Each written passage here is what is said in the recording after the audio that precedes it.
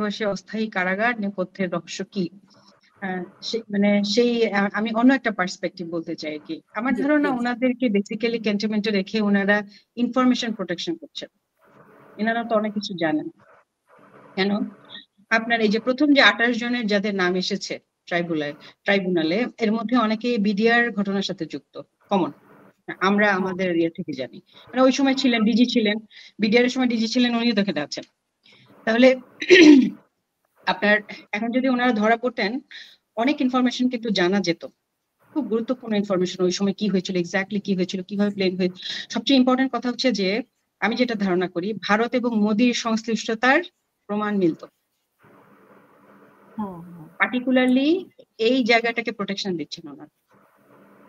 যদি ওনাদেরকে এখন হাতে পাওয়া যেত তাহলে এই ইনফরমেশন গুলো বের হতো। যাদের কাছে সত্যি ইনফরমেশন আছে তারা তো অলরেডি দেশ থেকে চলে গিয়েছেন, আর যারা কম গুরুত্বপূর্ণ, অত বেশি ইনফরমেশন নাই, তাদের ব্যাপারেও একটা ভয় যে এনারা যদি এখন সিভিল একটা লোকের হাতে চলে আসে, সে যদি নানাভাবে এই ইনফরমেশন গুলো রেকর্ড করে নেয়, মানে ভারতের যে সাথে যে সংশ্লিষ্টতা তার অনেক গুরুত্বপূর্ণ ইনফরমেশন বের হতে পারে, এটা আমার ধারণা।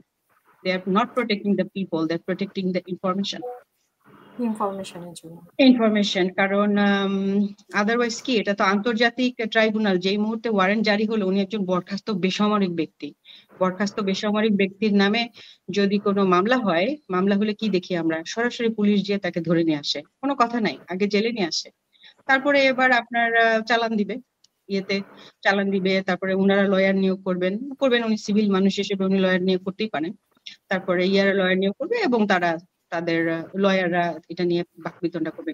এত কিসের ভয় যে যারা বেসামরিক সিভিল ব্যক্তি অপরাধী, ভয়ঙ্কর ভাবে অপরাধী, তাদেরকে কেন ভিআইপি সেলে রাখা হবে? হ্যাঁ, এমন তো না যে সেনাবাহিনীর ভিতরে স্যার জেল নাই। স্যার আমার সাথে একমত, সেনাবাহিনীর কিন্তু প্রতিটা ইউনিটে জেল আছে, কোয়ার্টার গার্ড, এবং সামান্য থেকে সামান্যতর অপরাধে হোক সে অফিসার আর হোক সে সৈনিক, কোয়ার্টার গার্ডে কিন্তু ভরে দেওয়া হয়।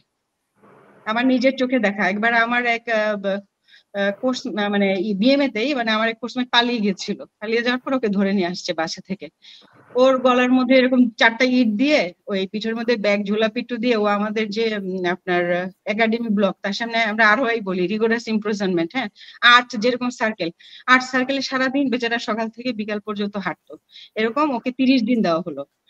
মানে পানিশমেন্ট একটা জিনিস আমরা জন্ম থেকে, ছোটবেলা থেকে, মানে আর্মির জন্ম থেকে আমরা দেখছি, আমরা জানি যে ছোট ছোট জিনিসের জন্য আমাকে পানিশমেন্ট খাইতে হবে। আমি একটা সোলজার, আমার ভুল করার কোনো সুযোগ নাই, আমার মিথ্যা বলার কোনো সুযোগ নাই, আমাকে সাথে সাথে বের করে দিবে। সেখানে মানে এই ধরনের চিন্তা ভাবনা, যে নক্ষত্র, আমি যেটা শুনলাম নক্ষত্র 54 নাম্বার বাসা, ভিআইপি যেটা জেনারেল জোন, সেখানে ওনাদেরকে রাখার চিন্তা কি? কেন ভাই, আমার বাসা ছেড়ে দিব, আমাকে ওখানে নিয়ে রাখেন, এটা আমার বাসা থেকে ভালো।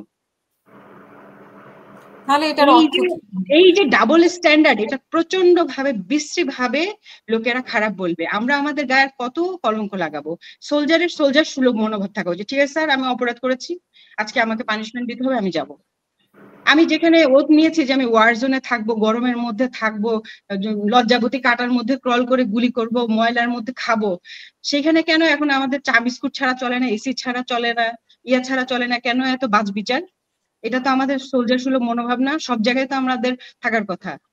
যখন কিনা আপনার জেলে যেতে হবে, তখন আপনারা এর প্যান্টের পেছনে লুকাচ্ছেন, ওর জামার পেছনে লুকাচ্ছেন, বলছেন যে স্যার এরকম আপনি দেন, আপনি আমাকে পানিশমেন্ট দেন, আমরা যাবো না। এগুলো কি সোলজারের কথা? আমরা কেমন করে যুদ্ধ করব? কোন দেশের সাথে যুদ্ধ করব আমরা, যে আমরা এসি ছাড়া 2 ঘন্টা থাকতে পারি না? এটা খুবই লজ্জার কারণ হবে। যেই কলঙ্ক মুক্ত আমরা হতে যাচ্ছিলাম এবং যে পথে আমরা যাচ্ছিলাম, এগুলোকে প্রশ্নবুদ্ধ করবে। আপনি দেখেন, আমি কথা বলতে বলতে অনেকে কমেন্ট করলো। আমার যেটা মনে হয়, ওনাদের কাছে যেসব ইনফরমেশন আছে সেইটাকে মানে আড়াল করার একটা চেষ্টা করা হচ্ছে, এবং আদারওয়াইজ আমি কোনো কারণ দেখি না। অ্যাটলিস্ট ওনারা তো কোয়ারেন্টাইনে থাকতে পারতেন। বিডিআর এর সাথে ওনাদের, মানে বিডিআরও অনেক কিছু, ওনাদের কাছে প্রমাণ আছে, তো সেইখানে তো মানে ওনাদেরকে জিজ্ঞেস করলেই তো অনেক কিছু বের হয়ে আসবে। বিডিআর এর আসলে কমিশন সেটা ঠিক মতো হচ্ছে কিনা, গুম কমিশনের বিচার হবে কি হবে না, সেটা নিয়ে আমাদের একটা মানে চিন্তা ছিল যে আসলে হবে কি হবে না। শেষ পর্যন্ত এটা আমরা কিছুটা দেখলাম, কিন্তু বিডিআর এর কি অবস্থা? মানে একটার সাথে তো একটা, তখন থেকেই তো এই মানে জায়গাগুলো তৈরি হয়েছে। মানে ওই সময় যাদের হাতে এই সাহসটা চলে এসেছিল, যারা জানতেন নেপথ্যের কথাবার্তা, ইনফরমেশন জানতেন, স্পেশালি ভারতের সংশ্লিষ্টতা জানতেন, তারাই তো পরবর্তীতে এই সমস্ত বড় বড় পদগুলো দখল করে বসেছিলেন, এবং এই গত 15 বছর ধরে তারাই তাদের ব্যাটন রুল করেছেন ওভার আর্মি। প্রমোশন থেকে শুরু করে মানে প্রত্যেকটা জিনিসেই কিন্তু ওনাদের হাত ছিল। এবং গুম এবং এই যে গুম বা এগুলোর মতন যে সাহস, খুন করার মতো সাহস, ছোট ছোট সেলে একে নিয়ে যাও, হাসিনার সাথে ডাইরেক্ট 1-to-1 কথা, এই সেম লোকেদেরই সেই সাহসগুলা ছিল। তো